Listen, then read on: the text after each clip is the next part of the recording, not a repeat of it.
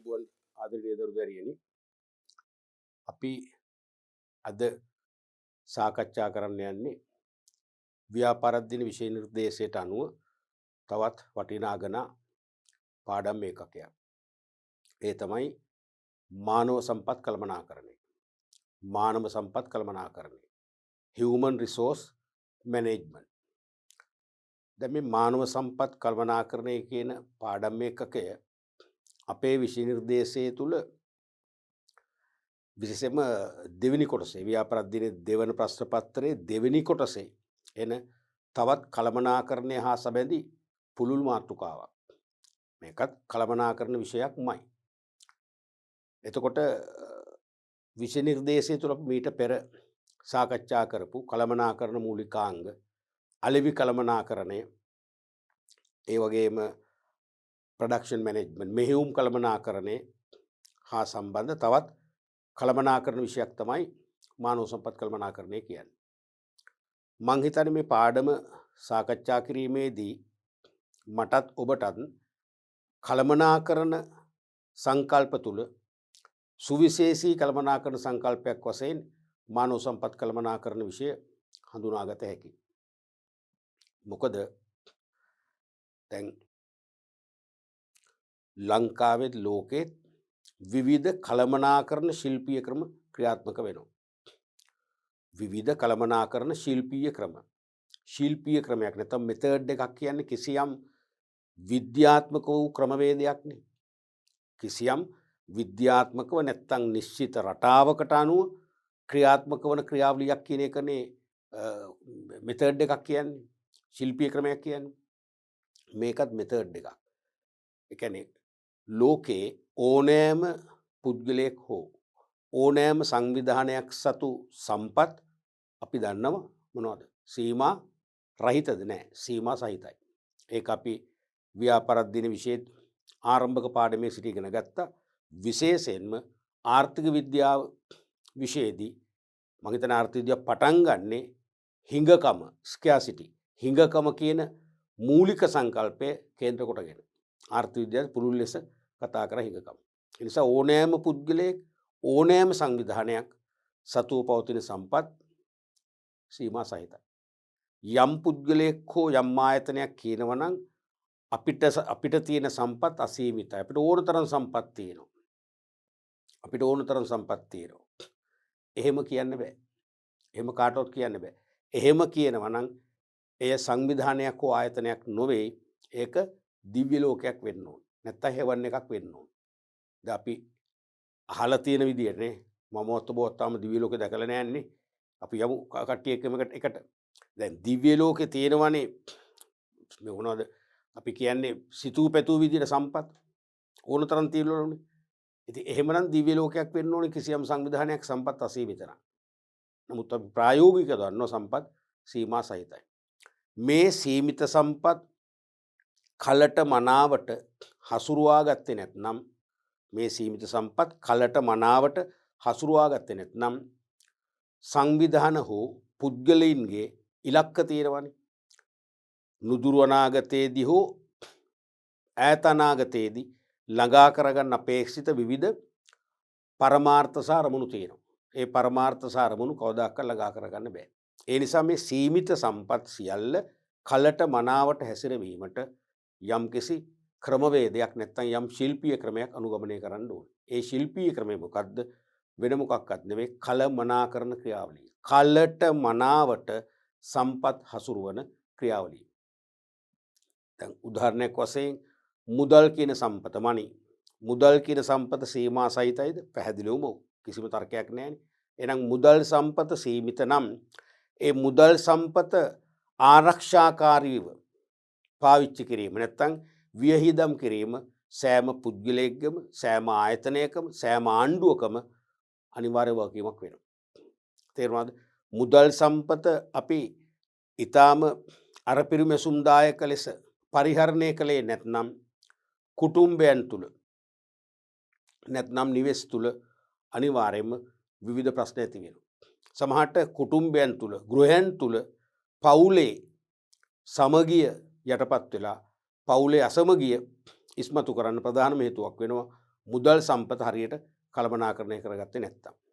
ඒ වගේම ව්‍යාපාරයක් සමහර විට බංකොලොත් මාවතට තල්ලු වෙන්න පුළුවන් මුදල් සම්පත නිවැරදිව කලට මනාවට හසුරුවා ගත්තේ නැත්තම්. ඒ වගේම ඕනෑම රටක රජයක් නැත ආණ්ඩුවක් පවා බංකොලොත් වෙන්න පුළුවන් රාජ්‍ය නායකයන්ට රාජ්‍ය බලය අහිමි වෙන්න පුළුවන් ආණ්ඩුව සතු නැත රටක භාණ්ඩාගාරය සතු මුදල් සීමිත මුදල් ප්‍රමාණය කලට මනාවට හසුරුව ගත්තේ නැත්තම්. ඕක තමයි යථාර්ථය. ඒ නිසා ඔය මුදල් කියන සම්පත ඕනෑම පුද්ගලයෙකුට ඕනෑම සංවිධානයකට ඕනෑම රජයකට මැනවින් කලට මනාවට හසුරුව ගන්න තමයි මොකක්ද මුදල් නැත්නම් මූල්‍ය කළමනාකරණය කියන කළමනාකරණ ශිල්පීය ක්‍රමය ක්‍රියාත්මක වෙන්නේ. මොකද්ද මූල්‍ය කළමනාකරණය? Financial management. එහෙනම් මූල්‍ය කළමනාකරණය ක්‍රියාත්මක කරන එකට අපි මීට ප්‍රථම ඔබට මතක ඇති මීට ප්‍රථම අපි අවසන් කළේ ඒ පාඩම් පරිච්ඡේදය තමයි මූල්‍ය කළමනාකරණය. මූල්‍ය කළමනාකරණය. එතකොට ඊළඟට ඕනෑම ව්‍යාපාරයකට කිව්වම ආරෝග්‍ය ශාලාවක් වෙන්න පුළුවන්, නිෂ්පාදන ආයතනයක්වත් කර්මාන්තශාලාවක් වෙන්න පුළුවන්, භාණ්ඩ හා සේවා අලෙවි කරන සිල්ලර වෙළෙන්සැලක්, සුපිරි වෙළෙන්සැලක්, තොග වෙළෙන්සැලක් වෙන්න පුළුවන්. එහෙම නැත්නම් ප්‍රවාහන සේවා සපයන ව්‍යාපාරයක් වෙන්න පුළුවන්, විශ්වවිද්‍යාලයක් වෙන්න පුළුවන්. එහෙම නැත්නම් අපේ තමු ආණ්ඩුවේ නැත්නම් රජයේ පාසලක් වෙන්න පුළුවන්, පෞද්ගලික පාසලක් වෙන්න පුළුවන්, පෞද්ගලික විශ්වවිද්‍යාලයක් වෙන්න පුළුවන්. ඕනෑම තරාතිරමක මිනිස් සංවිධානයකට අනිවාර්යයෙන්ම මුදල් කියන සීමිත සම්පත හසුරුවා ගැනීමට මූල්‍ය කළමනාකරණය අනුගමනය කළ යුතුමයි. මූල්‍ය කළමනාකරණය අනුගමනය නොකිරීමේ ළඟම නැත්නම් සමීපතම ප්‍රතිඵලය මොකක්ද? ඒ සංවිධාන බංකොලොත් භාවයට පත්වීම. රජයක නම් රාජ්‍ය බලය අහිමි වීම. නැත්නම් ආර්ථිකයේ අරාජික වීම. ඒ නිසා මූල්‍ය කළමනාකරණය මගින් මුදල් කියන සීමිත සම්පත කලට මනාවට හසුරුවමින් විශාල කාර්යභාරයක් ඉෂ්ට කරන. නැත්නම් ප්‍රබෝධමත් පුද්ගලයන්, ප්‍රබෝධමත් ව්‍යාපාර, ප්‍රබෝධමත් රාජ්‍යයන් පිහිටුවන්න මූල්‍ය කළමනාකරණය පැහැදිලිවම ඍජු මඟ පෙන්වීමක් කරනවා කියන එක අපි ඉගෙන ගත්තා මීට පෙර ආසන්නම පාඩම් ඒකකේ. ඊළඟට යම් යම් සංවිධාන සතුව පුද්ගලයන් සතුව තියෙනවා විවිධ වූ ද්‍රව්‍ය, අමුද්‍රව්‍ය, ඇසුරුම් ද්‍රව්‍ය, විවිධ උපකරණ, විවිධ අපි කියන්නේ මැටීරියල්ස් කියලා ඉංග්‍රීසියෙන්. ඒ ද්‍රව්‍යත් සීමා සහිතයි. ඉන්ධන වෙන්න පුළුවන්. ද්‍රව්‍යත් සීමා සහිතයි. දැන් කර්මාන්තශාලාවක යාන්ත්‍රික ක්‍රියාකාරීත්වයේ යන්ත්‍ර බලගැන්වීම සඳහා අනිවාර්යයෙන්ම ඉන්ධන අවශ්‍යයි. විශේෂයෙන්ම ඩීසල් කියන ඉන්ධන වර්ගය. තේරුණාද? ඒ වගේම විදුලි ජනනය කරන කම්හලක නැත්නම් අපි කියනවා විදුලි උත්පාදන ස්ථානයක් නැත්නම් විදුලි බලාගාරයක් ක්‍රියාවට නංවන්න අනිවාර්යයෙන්ම සමහර විට එක්කෝ ජල බලය නැත්නම් ඉන්ධන බලය ඩීසල් බලය අවශ්‍යයි. ඒ සම්පත් සීමිතයි.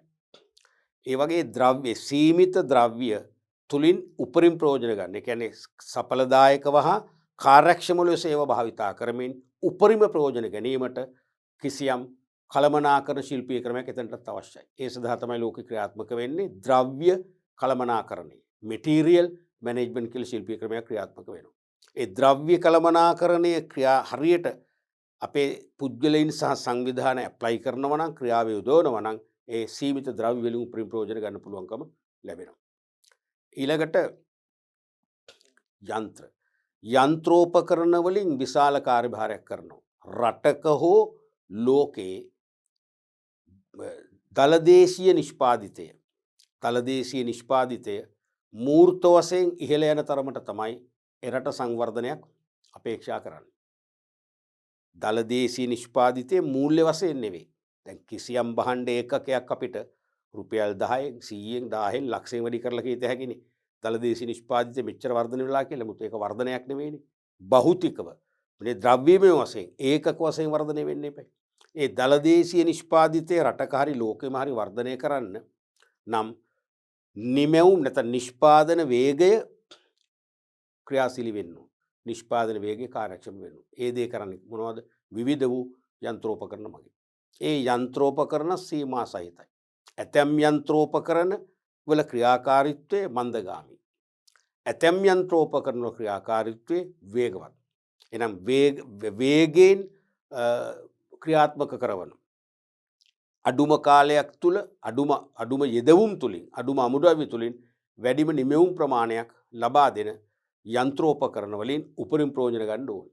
ඒ සඳහා ඒ යන්ත්‍රත් මෙහෙවන්න ඕනේ. ඒ යන්ත්‍රෝපකරණත් හසුරවන්න. මොකද ඒවා සීමා සහිතයි. තේරුණාද? ඒ සීමා සහිත යන්ත්‍රෝපකරණ වලින් උපරිම ප්‍රයෝජන ගන්න නම් ඒ යන්ත්‍රත් හසුරවන්නට කිසියම් කළමනාකරණ ශිල්පීය ක්‍රමයක් අවශ්‍යයි. ඒකට තමයි යාන්ත්‍රික කළමනාකරණය කියලා ශිල්පීය ක්‍රමය ලෝකේ ක්‍රියාත්මක වෙන්නේ. යාන්ත්‍රික කළමනාකරණ මෙකැනිකල් මැනේජ්මන්ට්. ඊළඟට යම් යම් ව්‍යාපාර සහ පුද්ගලයින්ට තමන්ගේ අනාගත ඉලක්ක ළඟා කර ගැනීමේදී යම් යම් ක්‍රමවේද අනුගමනය කරන්න වෙනවා. යම් යම් ඒත් ශිල්පීය ක්‍රම. තේරුණාද? දැන් නිදසුනක් වශයෙන් අපි හිතමු සමහර භෝජනාගාර තියෙනවා. ඒ භෝජනාගාරවල ප්‍රධාන සුපවේදියාගේ කෑම රසයි ගුණයි කියලා අපි හඳුනගෙන තියෙනවා. ස්වභාවික රසකාරක මිසක කෘත්‍රිම රසකාරක භාවිතා කරන්නෙම නැහැ. කෘත්‍රිම රසකාරක වලින් ලබා දෙන රසය ස්වභාවික ද්‍රව්‍ය කියන්නේ සුදු ලුණු, ඉඟුරු, ගම්මිරිස්, මිරිස් 3-5, රම්පේ කරපිංචි ඒ වගේ මූලික අමුද්‍රව්‍ය භාවිතා කරලා අර කෘත්‍රිම රසකාරක වලින් මවන රසය ඊටත් වඩා අපූර්වට සුපවේදී මවන්න දන්නවා.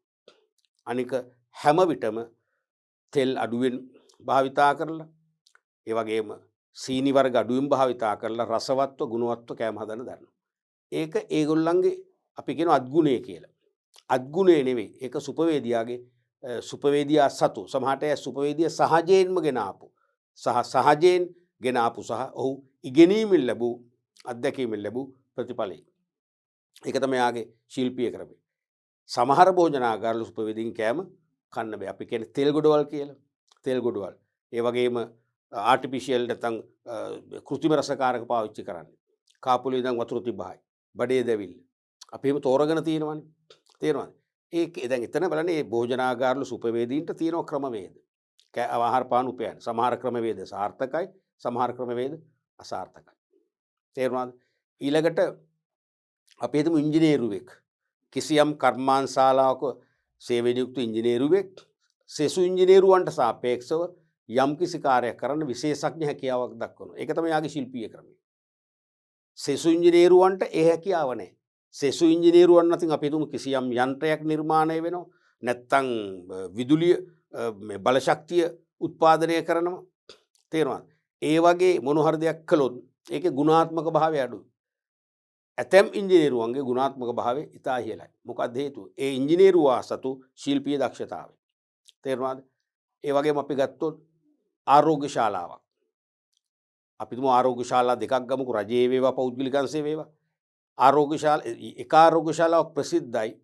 ඊටාම බැරෑරුම් රෝගී තත්වයන් ඕනෑම ශල්‍ය කර්මයක් මගින්, ප්‍රතිකාර ක්‍රමයක් මගින් සුවපත් කිරීමට දක්ෂතාවයක් දක්වනවා, නිපුණතාවයක් දක්වනවා කියලා සමාජය අතර මතයක් තියෙන කතිකාවක් තියෙනවා. අනික් රෝහලේ ඒ තරම් හැකියාවක් නැහැ. ඒ රෝහලේ සමහරට ගාණත් වැඩි. ඒ වගේම ලෙඩුන් සුවපත් වීමේ සම්භාවිතාවයත් අඩුයි. ලෙඩුන් මිය යාමේ සම්භාවිතාවය වැඩි. ඔහොම සමාජ මත තියෙනවානේ. මොකක්ද හේතුව? එතනත් ඒ එක් රෝහලකට වඩා අනික් රෝහලේ ශිල්පීය දක්ෂතාව වැඩි. සමහරට ඒ විශේෂඥ වෛද්‍යවරුන්ගේ, ශල්‍ය වෛද්‍යවරුන්ගේ දක්ෂතාව ඉතා ඉහළින් ක්‍රියාත්මක වෙනවා. ඒ වගේම ඒ වෛද්‍යවරුන්ට භාවිතා කිරීමට පවතින උපකරණ, මෙවලම්, තාක්ෂණික මෙවලම් ඉතා ඉහළ ස්තරම් වර්ගයෝ වෙනවා. තේරුණාද? ඒවත් එක්කලා ඒ රෝහලේ කාර්ය මණ්ඩලය ඉතා කැපවීමෙන් වැඩ කරන, හැමදාම යමක් ඉගෙන ගන්න, ඒ වගේම විශේෂඥ වෛද්‍යවරුන්ගේ ප්‍රතිකාර ක්‍රමවේදය නිවැරදිව ලබා දෙන්න උපරිම සහයෝගයක් ලබා දෙනවා. මෙන්න මේ වගේ දක්ෂතා තියෙනවා. එතනක් තියෙනවා දක්ෂතා, නැත්නම් ශිල්පීය ක්‍රම. තේරුණාද? ඒ වගේම විශ්වවිද්‍යාල. ඔබට බොහොම සමීපම උදාහරණයක් ඔබ දන්නවා වාණිජවේදී විශේෂ උපාධි, කළමනාකරණ විශේෂ උපාධි කිව්වොත් ලංකාවේ අංකයකට මතක් වුණු විශ්වවිද්‍යාලයක් තියෙනවා. මම නම නොකියන්නේ ඔයගොල්ලෝ දන්නවා. ඕගොල්ලෝ අතර මතයක් තියෙනවා. සමහරට ඒ මතේ 100% යථාර්ථයක් නැහැ. අප විසින් හදාගත් දේවල්. එකම නගරේ ඔබේ නගරේ ප්‍රධාන පාසල් දෙකක් ඉස්මතු වෙලා තියෙන කොහොම හරි එක නම් වලින් තේරුණාද? ඒ පාසල් දෙකනුත් එක පාසලක් ඉහළින් ඔබ පිළිගන්නවා. දෙමව්පිය ඔබ වැඩි දෙනා උත්සාහ ගන්නේ අර අංකයකට තියෙන පාසලට ඇතුළත් වෙන්න. බැරි වුණොත් තමයි අංක දෙකේ පාසලට යන්නේ. ඒනුත් බැරුණොත් තව පාසල් තියෙනවා. නමුත් අර පාසල් දෙක ඉස්මතු කරන් තියෙනවා. නමුත් ඒකේ 100%ක්ම නිවැරදි නෑ. දැන් මම ඉගෙන ගත්ත නගරේත් මම ඉගෙන ගත්ත පාසලට වඩා ඉතා ඉහළින් ක්‍රීඩාතින් ඒ වගේම අධ්‍යාපන ප්‍රතිඵලාතින් ඉහළම ප්‍රතිඵල වාර්තා කරන විදියට තවත් පාසලක් තිබුණා. අපිටත් ඒ ඉස්කෝලේට යන්න බැරි නිසා තමයි මේ ඉස්කෝලේ තෝරගත්තේ. නමුත් අද වන විට නගරේ එහෙම වෙනසක් නැහැ. අද වන විට මම ඉගෙන ගත්ත පාසලත් අර මට්ටමටම ඇවිල්ලා. ඒ කාලේ අපි උදාහරණයක් මම පෙන්නුම් කරන්නේ. පිහිනුම් ශූරයෙක් අපේ පාසලෙන් බිහි වෙන ප්‍රවණතාවයක් ඇති වෙනකොට අපි හිතමු ලංකාවේ ප්‍රධාන පෙළේ මේ මොනද පිහිනුම් තරඟාවලි කීපයක් පැවැත්වෙනවා. ඒ තරඟාවලියේදී 100 ගණනක් අතුරින් 7 8 ඒ වගේ ස්ථානයකට පත් වෙනවා අපේ පාසලෙන්. ඒ කාලේ අනිත් පාසලේ ඒ ශිෂ්‍යව ගන්නවා. ඒක ඊළඟ අවුරුද්දේ දෙක නැත්නම් එක වෙනවා. ඒ ජයග්‍රහණ අපිට නැති වෙලා යනවා. අද තත්ත්ව වෙනස්. අද අපේ පාසලෙන් එහෙම බිහි වෙන ස්විමින් නැත්නම් පිහිනුම් සූරයෝ අපේ පාසලෙම ඉන්නවා. අර පාසලට යන්නේ. අද තත්ත්ව වෙනස් වෙලා. මම මේ කියන්නේ අපේ මතනේද අපි වාණිජ විෂය ධාරාවෙන් ඉගෙන ගන්න හැම කෙනෙක්ම ප්‍රාර්ථනා කරනවා අපි කැම්පස් සිලෙක්ට් වුණොත් අපි කොහොම හරි අර අසවල් කැම්පස් එකට යන්න ඕනේ. නමුත් තව විශ්වවිද්‍යාල තියෙනවා. ඔබ නොදන්නුනාට කළමනාකරණය විශේෂම වාණිජවේදී විශේෂ උපාධියට ඉතා හොඳ දේශකවරු පහසුකම් තියෙන්නේ ඔබ කියන විශ්වවිද්‍යාලය නෙවෙයි. තවත් විශ්වවිද්‍යාලයක. තේරුණාද? මේ අපේ මතනේ කොහොම හරි ඒ දැන් ඒ විශ්වවිද්‍යාල එකක් හෝ කීපයක් ඔබ තීරණය කරන මේක හොඳයි. මේක ඉතා ඉහළ ප්‍රතිඵල වාර්තා කරනවා. ඉහළම දැනුමක් ලබා දෙනවා. දැන් සමහර ළමයිට දැනුම අවශ්‍යයිනේ. දැන් සමහර ළමයි කියනවා අපිට නිකන් කඩදාසි කැබැල්ලට සහතිකයක් කරන් වැඩක් නැහැ. අපිට නොලෙජ් එකක් ඕනේ.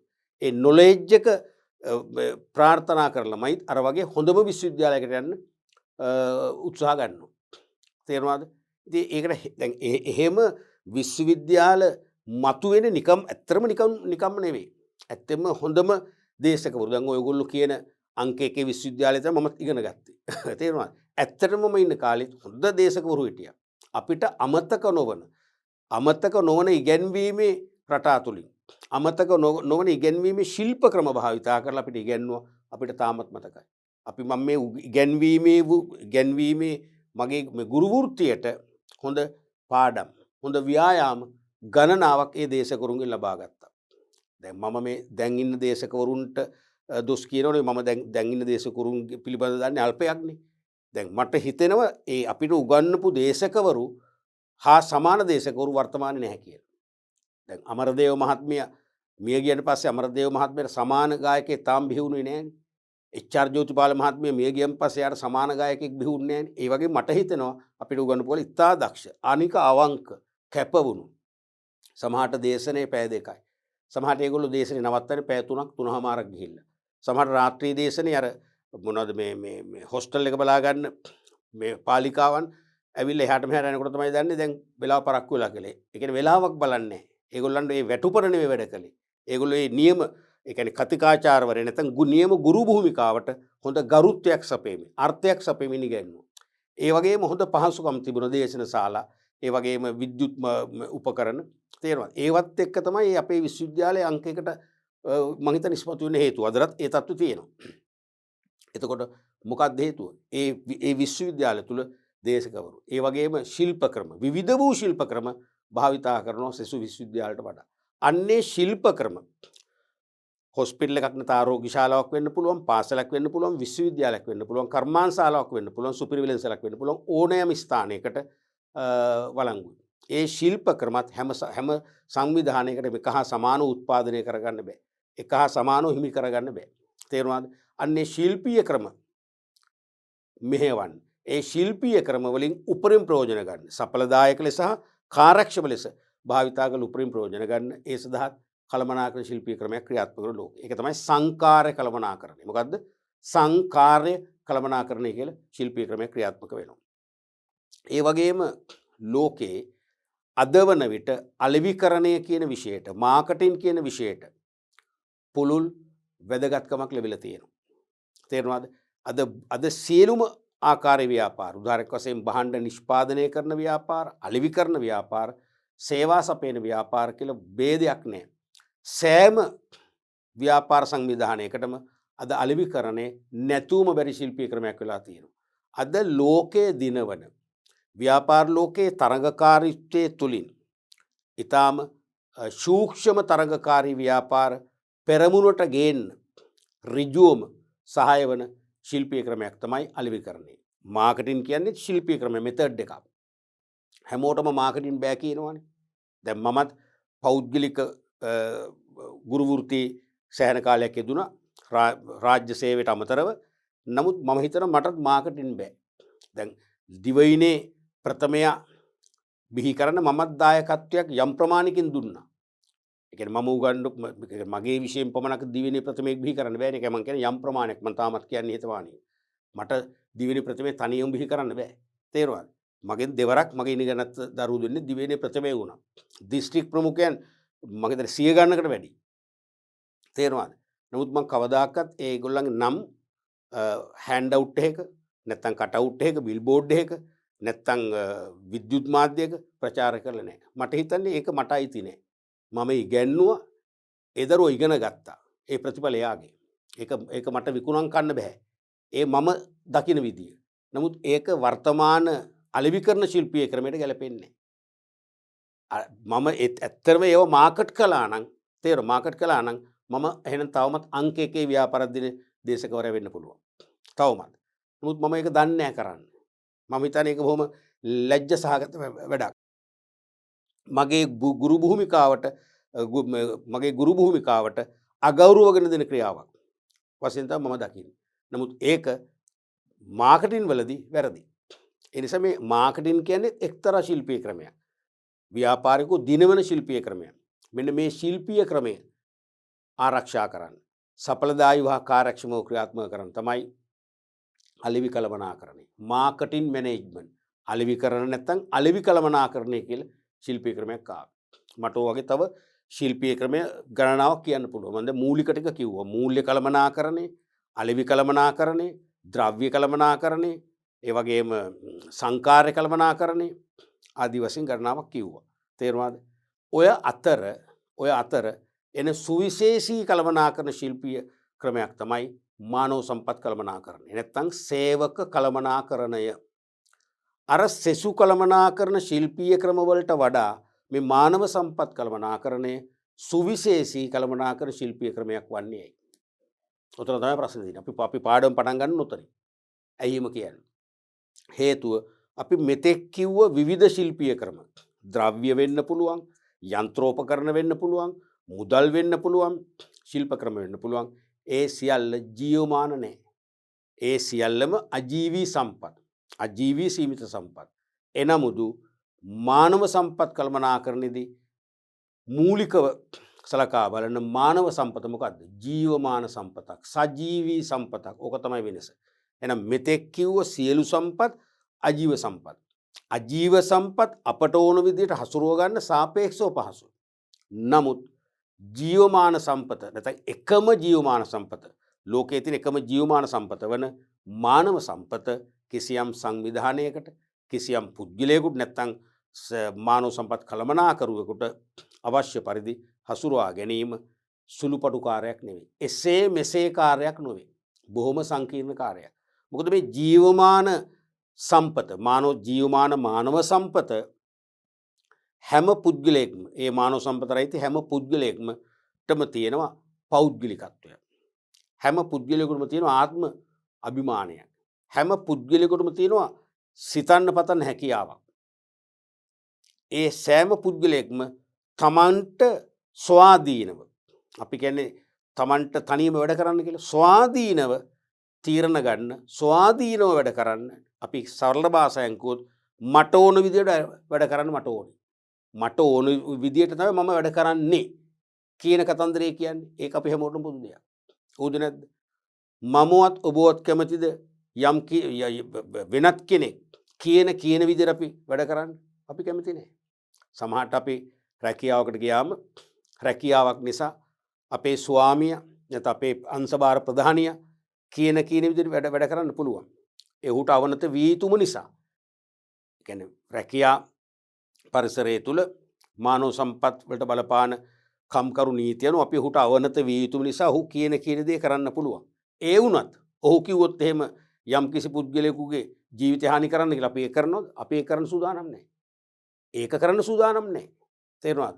ඔහු කිව්වොත් එහෙම අද දවල් කාලෙත් පැය 8ක් වැඩ කරලා පැය 4ක් OT කරන්න. ඊට පස්සේ කියනවා අද තවත් අපට වැඩ හිරලා තියෙනවා එළි වෙනකම් වැඩ කරන්න. අපි ඒකට සූදානම්ද? එහෙම සූදානම් නැහැ.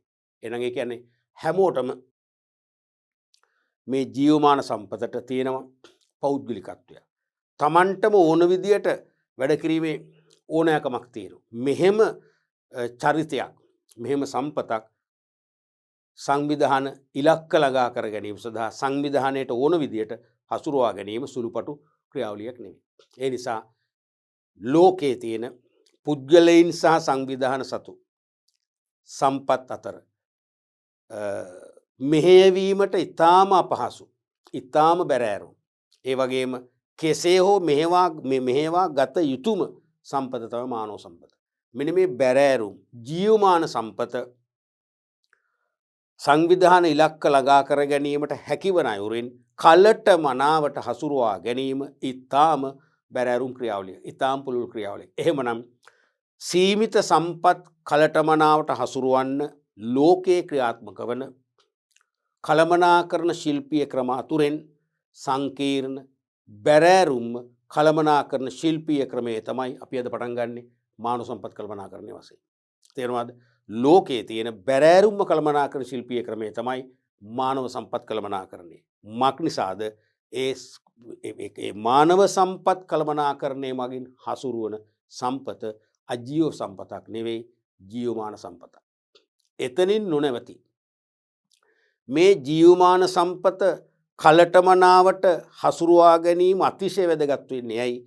මේ ජීවමාන සම්පත මගින් තමයි සෙසු සම්පත් මෙහෙවන්නේ. තේරුණාද කතන්දරේ? ඒක තමයි ඊළඟ ප්‍රශ්නේ. සෙසු සීමිත සම්පත් හසුරුවා ගන්නේ මේ ජීවමාන සම්පත වූ මානව සම්පත නිසා.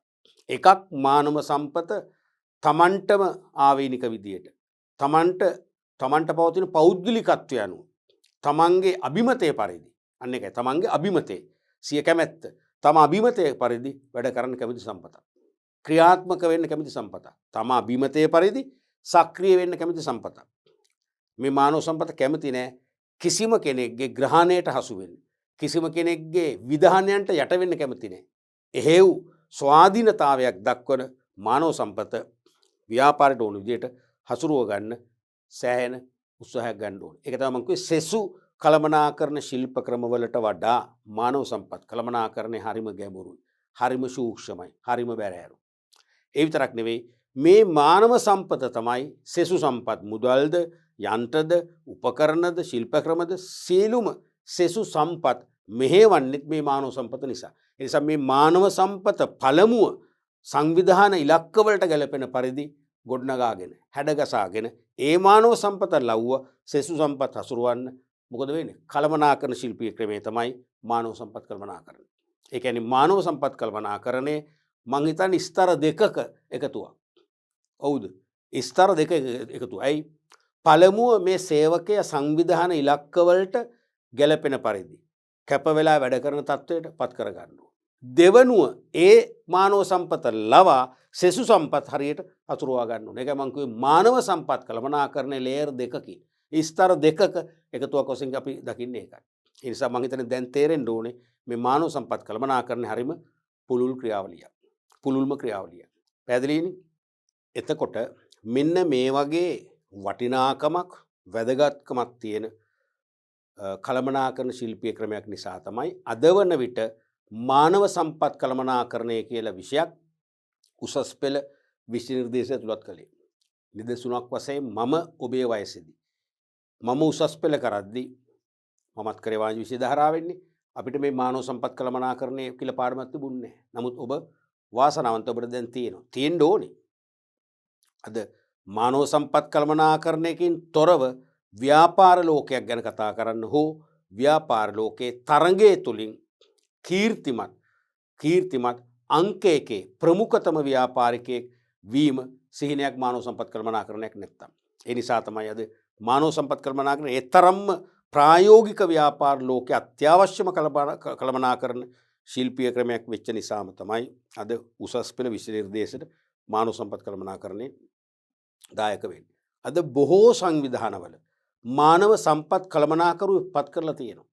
දැන් මම උසස් පෙළ කරන කාලේ කර්මාන්ත ශාලාවක් නැත්තම් දැවැන්ත වෙළඳ ආයතනයක් නැත්තම් දැවැන්ත අපි දුමු විදේශවල තියෙන සුපිරි වෙළඳසැල් සංකීර්ණයක් වගේ ස්ථානයක තමයි මානව සම්පත් කළමනාකරු හිටියේ.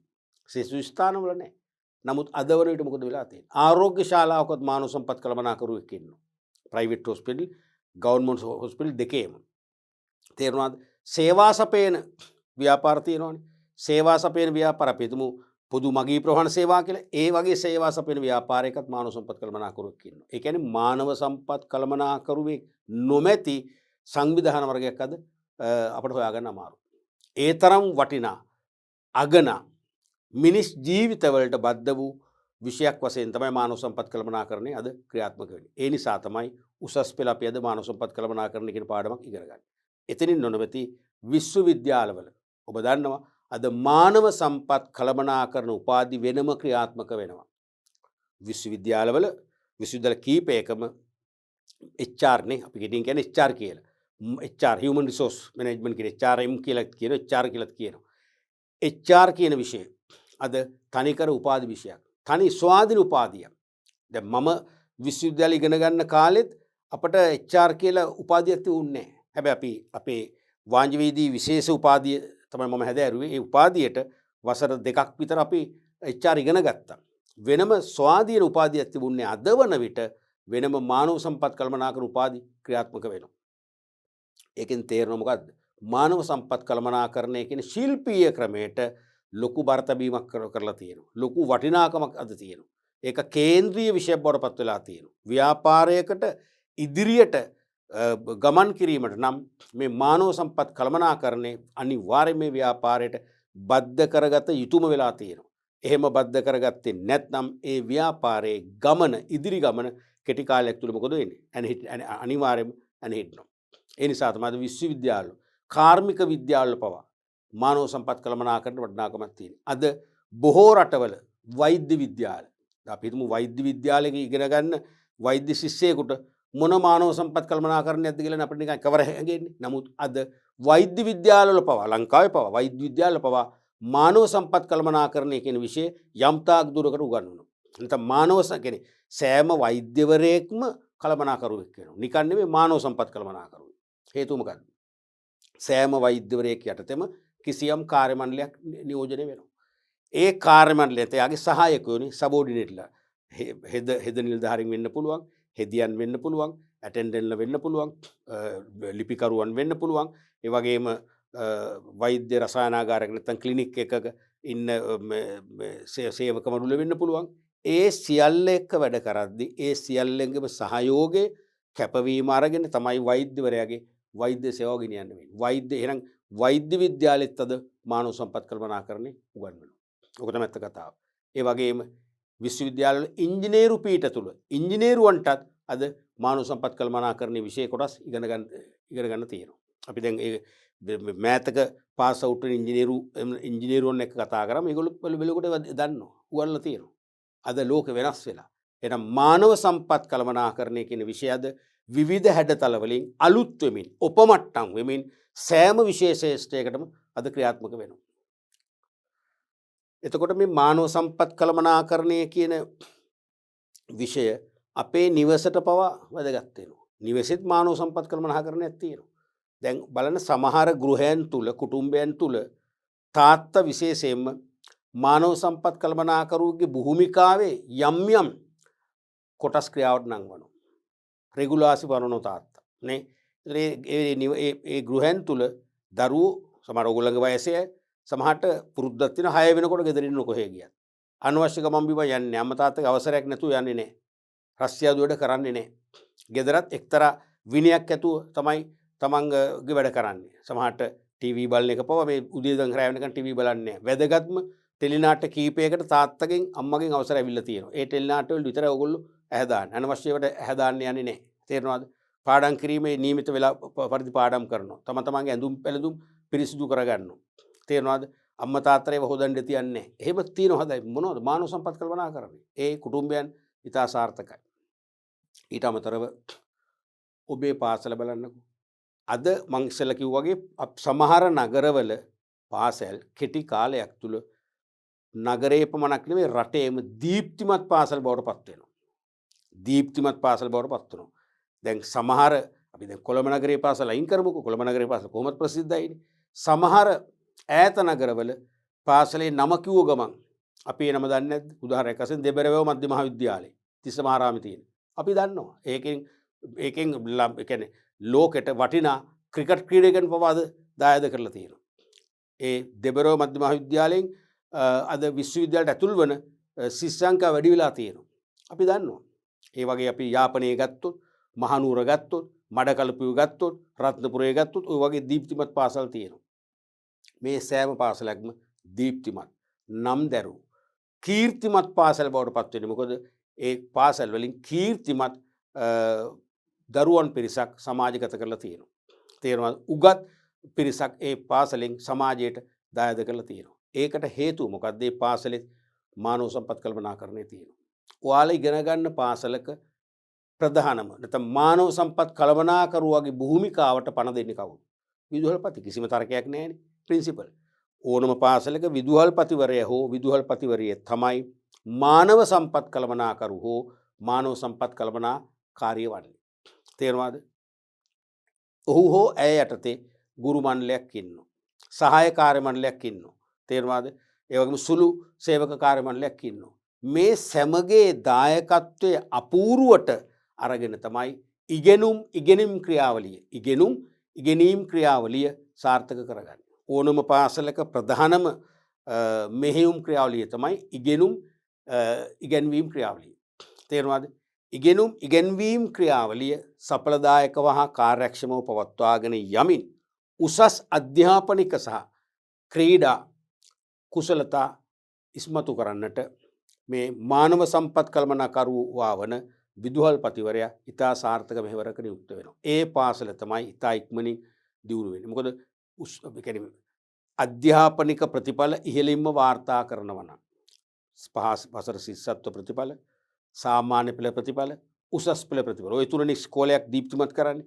ඔය ප්‍රතිඵල ඉතා ඉහළ ප්‍රතිශතයක් 100%ම 90% වගේ ප්‍රතිඵල දිගින් දිගටම වසර කීපයක් වාර්තා කරනවා නම් වැඩි කලක් යන්න පෙර අන්න සමාජගත වෙනවා. මේක තමයි ඉස්කෝලේ. අපේ දරුවටත් ගැළපෙන ඉස්කෝලේ මේක තමයි. සමාජ කතිකාවක් ඇති වෙනවා. ඒක තමයි කීර්තිනාමය. එහෙම තමයි කීර්තිමත් පාසල් බිහි වෙන්නේ. කවුද ඒකේ පසුපස ඉන්න නියමුව? තිරේ පිටුපස ඉන්නේ කවුරුත් නෙවෙයි. ඒ පාසලේ මානව සම්පත් කළමනාකරුවා වන කවුද? විදුහල්පතිවරයා හෝ විදුහල්පතිවරිය. එතකොට දරුවනේ ওই විදිහට මේ සෑම පාසලකම සාර්ථකත්වය කීර්තිමත් භාවය තීරණය කරන්න HR නැත්නම් සේවක කළමනාකරණය මානව සම්පත් කළමනාකරණය වැදගත් වෙනවා. සෑම පාසලකම විදුහල්පතිවරයාට පුළුවන් ගුරු මණ්ඩලය, ඒ වගේම සුළු සේවක මණ්ඩලය කියන සහකරුවන්ගේ සහයෝගය, කැපවීම, උනන්දුව වර්ධනය කරගන්න මානව සම්පත් කළමනාකරණ ශිල්ප ක්‍රම තුලින්. එහෙම ඔවුන්ගේ දායකත්වයේ උපරිම ලෙස ගත්තොත් පාසලක් තුල ඉගෙනීමේ ක්‍රියාවලියේ සඵලදායීතාවය සහ කාර්යක්ෂමතාවය තුලින් ඒ පාසල ඊටාම ඉහළ සමාජ ප්‍රතිඵල නැත්නම් සමාජයට ප්‍රතිඵල ලබා දෙන හොඳ අද්විතීය කීර්තිමත් පාසලක් බවට පත් වෙනවා. ඔය ශාස්ත්‍රයේම තමයි ඕනෑම සංවිධානයකට බලපාන්නේ. නිෂ්පාදන ආයතනයක් වේවා, සේවා සපයන ආයතනයක් වේවා, ආරෝග්‍ය ශාලාවක්, එහෙම නැත්නම් කර්මාන්ත ශාලාවක්, තේරුණාද? වෙළඳ ආයතනයක්, සුළු පරිමාණ ව්‍යාපාරිකයෙක්, මධ්‍ය පරිමාණ ව්‍යාපාරිකයෙක්, මහා පරිමාණ ව්‍යාපාරිකයෙක් වේවා. ඕනෑම සංවිධානයකට ඔය ශාස්ත්‍රයේම තමයි බලපාන්නේ. හොඳ මානව සම්පත් කළමනාකරුවෙක් මගින් සමස්ත මානව සම්පත සඵලදායීව හා කාර්යක්ෂම ලෙස යොදා ගැනීම තුළින් ඒ සංවිධාන සාර්ථකත්වයට පත් කරගන්න පුළුවන්කම ලැබෙනවා. පැහැදිලිනේ? රයිට්. එතකොට මේ පාඩම් මේකක අතිශය වැදගත් පාඩමක් කියන එක මම ලොකු විස්තරයක් කළේ. මොකද විස්තරේ නොකර බෑ මගේ ඇඟෙන් එනවා. මම අවුරුදු 30කට වැඩි උගන්වපු ගුරුවරයෙක් වශයෙන්. මොකද මානව සම්පත් කළමනාකරණේ ප්‍රායෝගික වැදගත්කම මං අද්දුරු කෙනෙක්. මම ආයතන කීපයක රැකියා කළා. ගුරු වෘත්තියේ අවුරුදු 30කට වැඩි කාලයක් හිටියා. ඒ නිසා මානව සම්පත් කළමනාකරණේ ප්‍රායෝගික වැදගත්කම, ප්‍රායෝගික සාර්ථක බව. ඇතැම් ව්‍යාපාර මානව සම්පත් කළමනාකරණය අතුරින් ජයග්‍රහණ ලබද්දී ඇතැම් ව්‍යාපාර මානව සම්පත් කළමනාකරණය කියන විෂය නිසියාකාරව ක්‍රියාවේ යොදා නොගැනීම නිසා මොකද වුනේ? පරාජයන්ට මුහුණ දීපු හැටි මම අත්දැකීමෙන් දන්නවා. ඒතර අපේ විෂය නිර්දේශ දීපු මාතෘකාව තමයි ව්‍යාපාර සාර්ථකත්වයේ සඳහා මානව සම්පත සඵලදායීව හා කාර්යක්ෂම යොදා ගැනීම. ඒ කියන්නේ ඕනම ව්‍යාපාරයක් සාර්ථක වෙන්න එපා. ව්‍යාපාර අසාර්ථක වීම මං හිතන්නේ කාගේවත් ප්‍රාර්ථනාවක් නෙවෙයිනේ. තේරෙනවද? ව්‍යාපාර සාර්ථකත්වය සඳහා මානව සම්පත සඵලදායීව. ඒ කියන්නේ මොකද්ද? නිවැරදි දේ කාර්යක්ෂමව නිවැරදි ආකාරයට. ඒ කියන්නේ ව්‍යාපාර සාර්ථකත්වයට නිවැරදි මානව සම්පත නැත්නම් යෝග්‍ය සුදුසුකම් ඇති.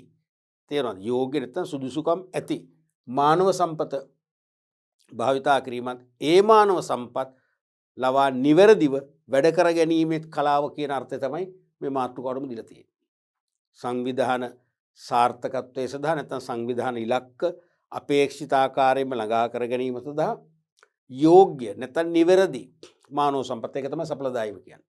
තේරුණාද? නිවැරදි ආකාරයෙන් කාර්යක්ෂම කියන්නේ ඒකයි. නිවැරදි ආකාරයෙන් භාවිතා කිරීමේ ක්‍රියාවලිය.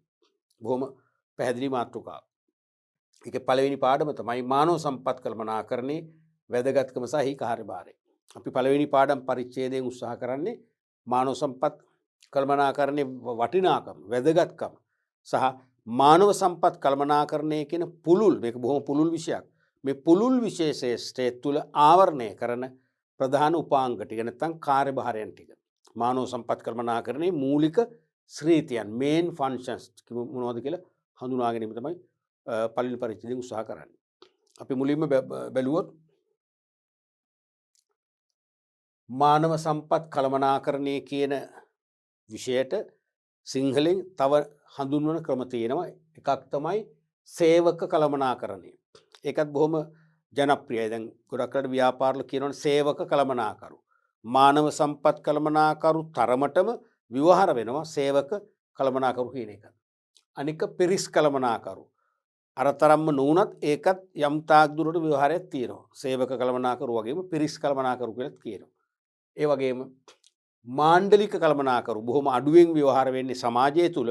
නමුත් ව්‍යාපාරික සමාජයේ කළමනාකරණ සමාජය තුල මාණ්ඩලික කළමනාකරණය කියන එක බොහොම ජනප්‍රිය ලෙස ව්‍යවහාර වෙනවා. සාමාන්‍ය සමාජය නෙවෙයි. සාමාන්‍ය සමාජය යන්නේ ගොඩක් වෙලාවට මානව සම්පත් නැත්නම් සේවක නැත්නම් පිරිස් කළමනාකරණය.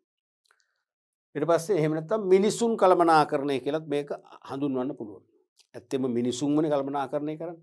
මිනිසුන්ව කලට මනාවට මෙහෙවනවා. එහෙනම් මිනිසුන් කළමනාකරණය. තේරුණාද? මේක අපි ටර්ම් එක කිව්වොත් HRM, Human Resources Management. Human Resource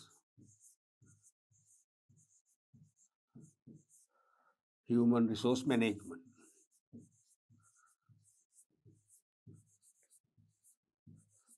ඔක තමයි ප්‍රධාන විෂයම කියන්නේ ඉංග්‍රීසි වලින්. ඊට අමතරව අපිට මේකට කියන්න පුළුවන් මේ වගේ සේවක මොකද්ද? personnel,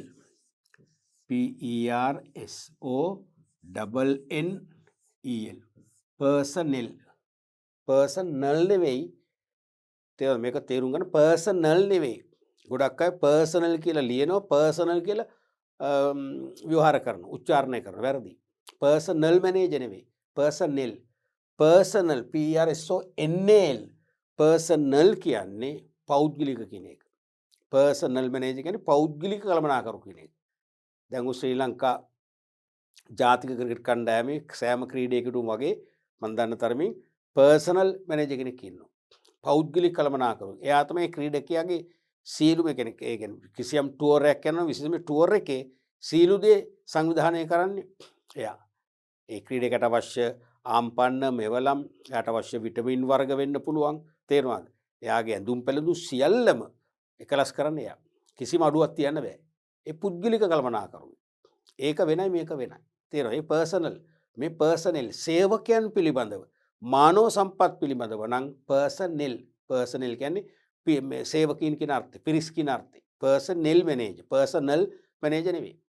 එක්තරා විවාහ උත්සවයකදී මට ඉදුණ අස්සන් කරන්න අනිත් පැත්තේ සිටිය අස්සන් කරන්න කෙනෙක්. ඉතින් එයා අහනවනේ විවාහ රෙජිස්ට්‍රාර්වරයා හෝ වරිය තනතුරු අහනවනේ. පස්සේ එයාගේ පර්සනල් මැනේජර් නෙවෙයි එයාගේ ඥාතියෙක් කිව්වා මෙයා අසවල් කම්පැනි පර්සනල් මැනේජර් කිව්වා. බොහොම හඬින් කිව්වේ ඒක. පර්සනල් මැනේජර් සම්පූර්ණ වැරදි. පුරුදුනේ වගේ අද ඉඳන් පර්සනල් නෙවෙයි පර්සනල්. හරි? Personal management. පර්සනල් නෙවෙයි පර්සනල් මැනේජ්මන්ට්. එහෙම නැත්තම් එතකොට සේවක පිරිස් දෙකටම පර්සනල් එන්නේ. නැත්තම් මාණ්ඩලික කිව්වොත් ස්ටාෆ්. මිනිසුන් කිව්වොත් people.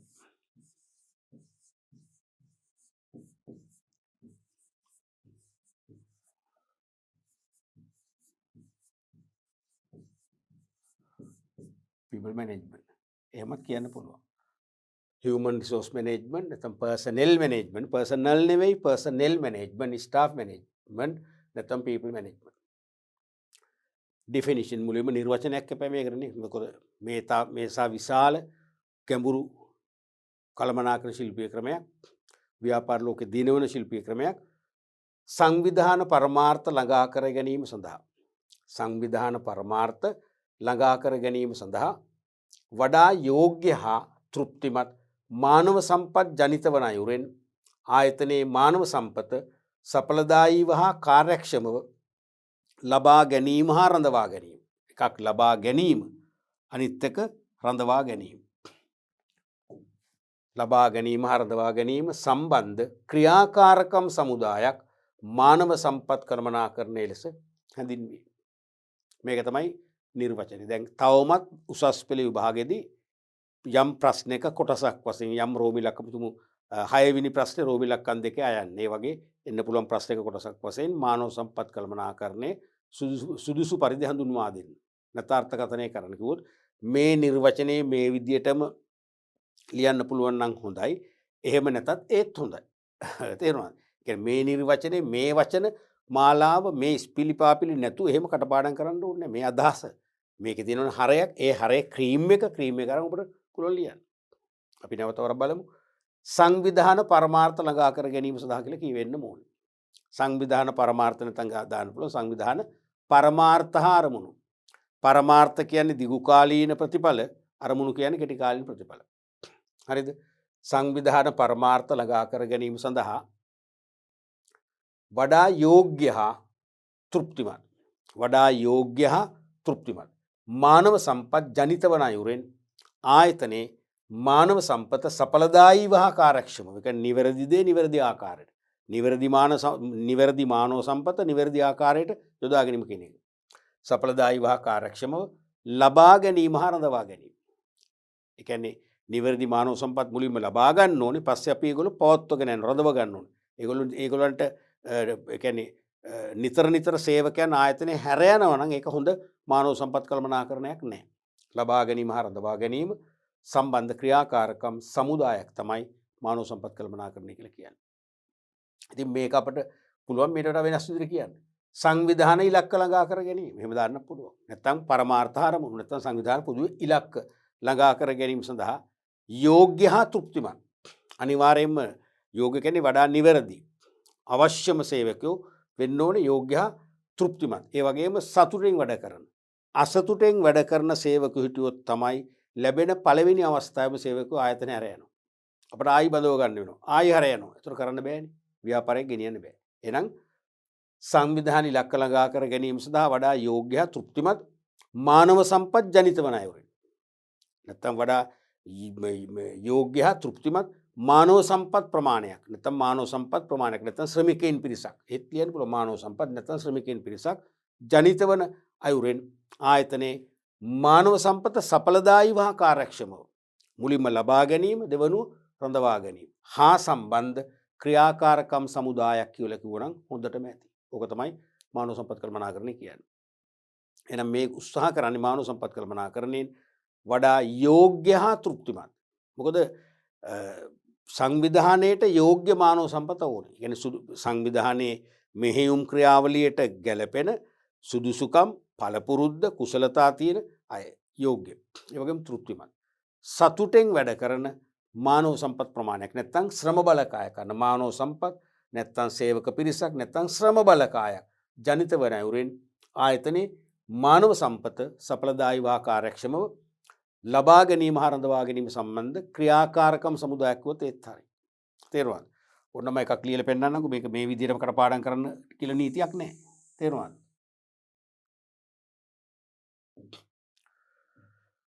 අපිට මෙහෙම ලියන්න පුළුවන්. මොකද්ද? සංවිධාන ඉලක්ක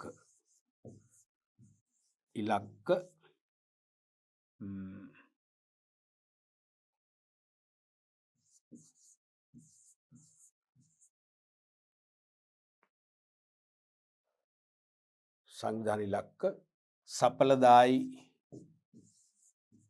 ලෙස හා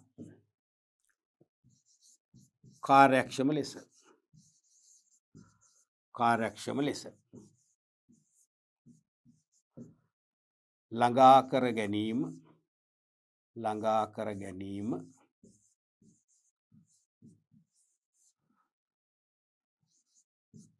ළඟා කර ගැනීම පිණිස මේ වචන දෙක නම් ඕනෙමයි. යෝග්‍ය හා තෘප්තිමත් අවශ්‍යමයි. යෝග්‍ය හා තෘප්තිමත් ශ්‍රම බලකායක්.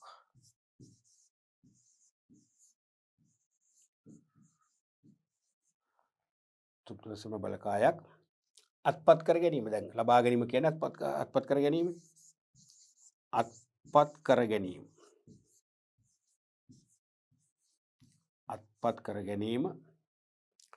හා පවත්වාගෙන රඳවා ගැනීම කියන්නේ පවත්වාගෙන යාම. පවත්වාගෙන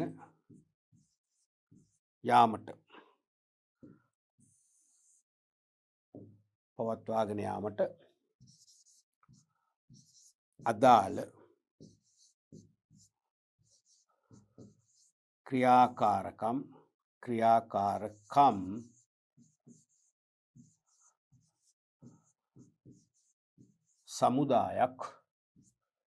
සමුදායක්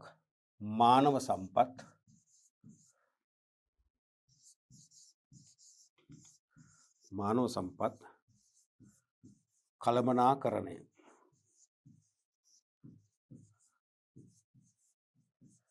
ලෙස හැඳින්වේ. හරිද? එතකොට අපි අර නිර්වචනය කටපාඩම් කරේ නැහැ. ඒ අදහස ලිව්වා. සංවිධාන පරමාර්ථ ළඟා කර ගැනීම සඳහා වඩා යෝග්‍ය හා තෘප්තිමත් වඩා ඒක නම් ඕනෙමයි. වඩා යෝග්‍ය හා තෘප්තිමත් ඕනෙමයි. ඒකේ බොහොම අත්‍යවශ්‍ය අර්ථයක් තියෙනවානේ. වඩා යෝග්‍ය හා තෘප්තිමත් එන්න ඕනේ. මානව සම්පත් ජනිත වන අයුරින් ආයතනයේ මානව සම්පත සඵලදායීව හා කාර්යක්ෂමව ලබා ගැනීම හා රඳවා ගැනීම සම්බන්ධ ක්‍රියාකාරකම් සමුදාය. ඒකම තමයි අපි ලිව්වේ. සංවිධාන ඉලක්ක සඵලදායී ලෙසත් කාර්යක්ෂම ලෙසත් සංවිධාන ඉලක්ක සඵලදායී ලෙසත් කාර්යක්ෂම ලෙසත් එහෙම නැත්නම් සඵලදායී ලෙස හා කාර්යක්ෂම ලෙස ළඟා කර ගැනීම පිණිස යෝග්‍ය හා තෘප්තිමත් ශ්‍රම බලකායක් නැත්නම් සේවක පිරිසක් නැත්නම් මානව සම්පත් ප්‍රමාණයක් යෝග්‍ය හා තෘප්තිමත් ශ්‍රම බලකායක් අත්පත් කර ගැනීම හා පවත්වාගෙන යාම. ලබා ගැනීම හා රඳවා ගැනීම තමයි අත්පත් කර ගැනීම හා පවත්වාගෙන යාමට අදාළ ක්‍රියාකාරකම් සමුදායක් තමයි මානව සම්පත් කළමනාකරණය කියලා කියන්නේ. තේරුණානේ? එහෙමනම් අපි ඊළඟට බලන්න මේ මානව සම්පත් කළමනාකරණයේ මූලික අභිප්‍රාය නැත්නම් අරමුණ මූලිකම ඉලක්කයක් තියෙන විභාගයට නිරන්තරයෙන් මහාන විශේෂයෙන්ම ෆස්ට් පේපර් එකේ එක්ක MCQ ප්‍රශ්නයක් නැත්නම් සප්ලයි ටයිප් සැපීම් වර්ගයේ ප්‍රශ්නයක් යන 30 තැන් පුරුණ ප්‍රශ්නයකට ගොඩක් වෙලාට අවිල්ලා තියෙනවා. ඔව්. එතකොට අපි තේරුම් ගන්න මේ මානව සම්පත් කළමනාකරණය මේ නිර්වචනයෙන්ම අර්ථකථනයෙන්ම පේනවා මේකේ ගැඹුරු බව, පුළුල් බව. දැන් මං දීර්ඝ විග්‍රහයක් කරානේ මේ මානව සම්පත් කළමනාකරණය ගැන. මුලින්ම මානව සම්පත් කළමනාකරණයේ සෙසු සම්පත් කළමනාකරණයට වඩා ඉතා සූක්ෂම ලෙස ගැඹුරින් කළ යුතු කාර්යයක් කියලා පෙන්වුවානේ. ඒක නිර්වචනෙනුත් පේනවා. නිර්වචනෙනුත් පේනවා. තේරුණාද? මොකද අන්තිමට කියනවා ඒ කියන්නේ ප්‍රශස්ත නැත්නම් යෝග්‍ය හා තෘප්තිමත් සේවක පිරිසක් ලබා ගැනීම හා රඳවා ගැනීම. දැන් මම ලිව්වා අත්පත් කර ගැනීම හා පවත්වා ගැනීමට අදාළ ක්‍රියාකාරකම් සමුදාය. ක්‍රියාකාරකම් සමුදායක්. අපි සාමාන්‍ය සමුදායක් කියන වචනේ ලේසියෙන් පාවිච්චි කරන්නේ නැහැ. තේරෙනවද? සමුදායක් කියන්නේ එකක් නෙවෙයි අනිවාර්යෙන්ම, දෙකක් තුනක් නෙවෙයි, හතරක් පහක් නෙවෙයි, 100,000 ගාණක්. 100,000 ගාණක්. තේරෙනවද? ක්‍රියාකාරකම් සමුදායක් තමයි මානව සම්පත් කළමනාකරණය කියන්නේ.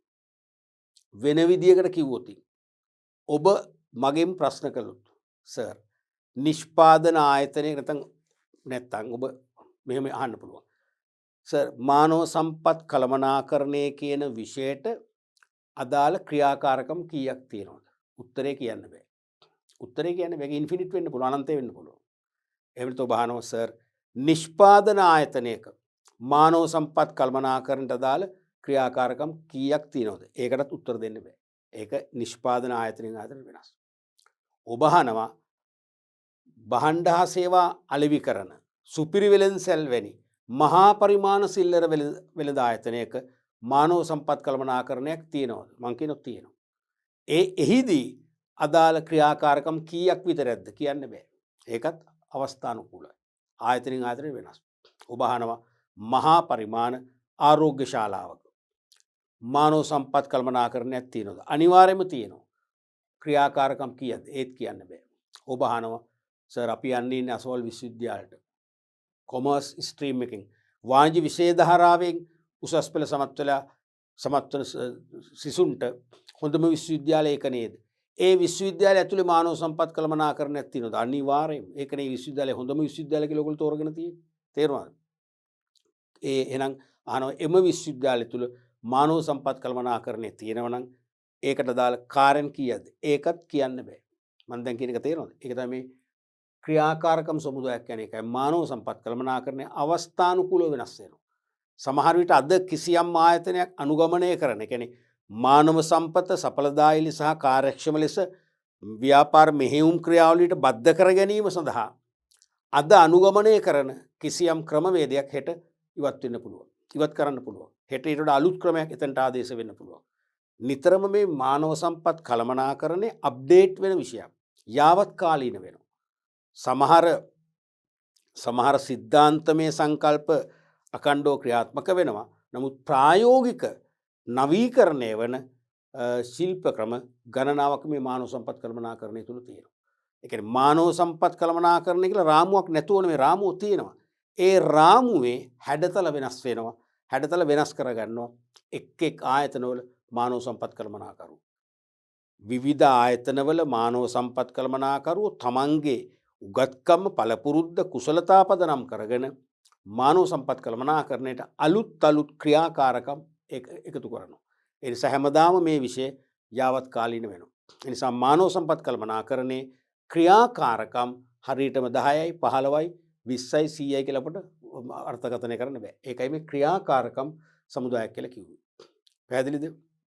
එහෙමනම් මානව සම්පත් කළමනාකරණය කියන එක හොඳට තේරුම් ගන්න. සෑම ශ්‍රේෂ්ඨයකම ක්‍රියාත්මක වන ලොකු කුඩා ભેදයකින් තොර සියලුම ව්‍යාපාරවලට, ඒ වගේම භාණ්ඩ නිෂ්පාදනය කරන මෙන්ම අලෙවි කරන මෙන්ම විවිධ වූ සේවා සපයන ඕනෑම ශ්‍රේෂ්ඨයක ක්‍රියාත්මක වන ඊටාම වටිනා වැදගත් මෙහෙවරක් කරන විෂයක් කියන එක අමතක කරන්න එපා. ඒ කියන්නේ මානව සම්පත් කළමනාකරණය කියන විෂය සාර්ථක වුණේ නැත්නම් සෙසු සම්පත් කළමනාකරණය කරගන්නත් බෑ. සෙසු සම්පත් කළමනාකරණය කරන්නේ මානව සම්පත් කළමනාකරණය මගින් මානව සම්පත කියන්නේ යෝග්‍ය හා තෘප්තිමත් මානව සම්පතක් ව්‍යාපාරය තුල ජනනය කර ගැනීම තුලින්. තේරුණාද? යෝග්‍ය හා තෘප්තිමත් ශ්‍රම බලකායක් බිහි කර ගැනීම තමයි පළවෙනි පියවර.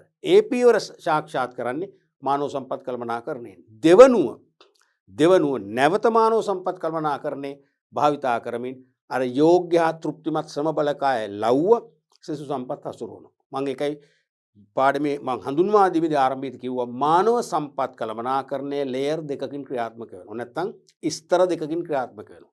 පළවෙනි ස්තරය තමයි යෝග්‍ය හා තෘප්තිමත් ශ්‍රම බලකායක් බිහි කර ගැනීම මුලින්ම කරන්නේ මානව සම්පත් කළමනාකරණය. දෙවන ස්තරය තමයි එම ශ්‍රම බලකාය යොදවා සෙසු සීමිත සම්පත් කලට මනාවට හසුරුව ගන්නෙත් මානව සම්පත් කළමනාකරණය. ඒ වගේ අධීර දෙකකින් නැත්නම් එකම විට ගමන් කරන ස්තර දෙකකින් මානව සම්පත් කළමනාකරණය ක්‍රියාත්මක වෙනවා. පැහැදිලිනේ? හොඳයි. අපි අද පාඩම් පරිච්ඡේදය මගින් මානව සම්පත් කළමනාකරණය ගැන පොදු හඳුන්වා දීමක් කරා. මානව සම්පත් කළමනාකරණයේ සෑම අංශයකම විහිදුණු පැතුරුණු අත්‍යවශ්‍ය විෂයක් කියලා කිව්වා.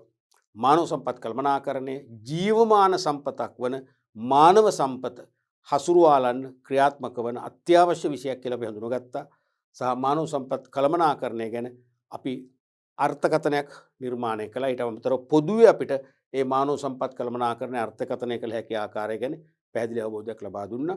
අපි ඊළඟ පාඩම් පරිච්ඡේදයෙන් මානව සම්පත් කළමනාකරණයේ මූලික අරමුණ, ඒ වගේම අරමුණු සහ කාර්යභාරයන් මොනවද කියලා විග්‍රහ කරන්න බලාපොරොත්තු වෙනවා. ඒ නිසා අනිවාර්යයෙන්ම දැන් මේ වැදගත්ම පාඩම් මේකකයක් අර කළමනාකරණය, මූල්‍ය කළමනාකරණය, මෙහෙයුම් කළමනාකරණය, අලෙවි කළමනාකරණය හා සම්බන්ධ ඊළඟ කළමනාකරණ මාතෘකාව මේ වන නිසාම ඔබ දන්නවා දෙවන ප්‍රශ්න පත්‍රයේ දෙවන කොටසේ පාඩම් පරිච්ඡේද තුලින් ප්‍රශ්න වලට වැඩි බර තැබීමක් කරනවානේ. ඒ නිසා දෙවන ප්‍රශ්න පත්‍රයේ දෙවන කොටසේ ප්‍රශ්න 4ට තවත් වැඩිම ප්‍රශ්න ප්‍රමාණයක් දායාද කරන මාතෘකාවක් මේක. ඒ නිසා මේකිනුත් අඩුම ගානේ රෝම ඉලක්කම් වලින් කතා කරලා රෝම ඉලක්කම් 3ක්. ඒ කියන්නේ ප්‍රශ්න 6ක්. අයිනු අයිනුත් ප්‍රශ්න 6ක් නේ ලොකු ලකුණු ප්‍රමාණයක්. ඒ නිසා මේ පාඩමත් අනිවාර්යෙන් මුල සිට අගට පරිශීලනය කරන්න. ඔබ පාසල් අධ්‍යාපනයක් නොලද කෙනෙක් වුණත් කමක් නැහැ. වෙනත් අමතර උපකාරක පන්තිවල අධ්‍යාපනය නොලැබූ කෙනෙක් වුණත් මම 100%ක් නෙවෙයි 100 ලක්ෂයක් මම 100 කෝටියක් මම අවධාරණය කරනවා.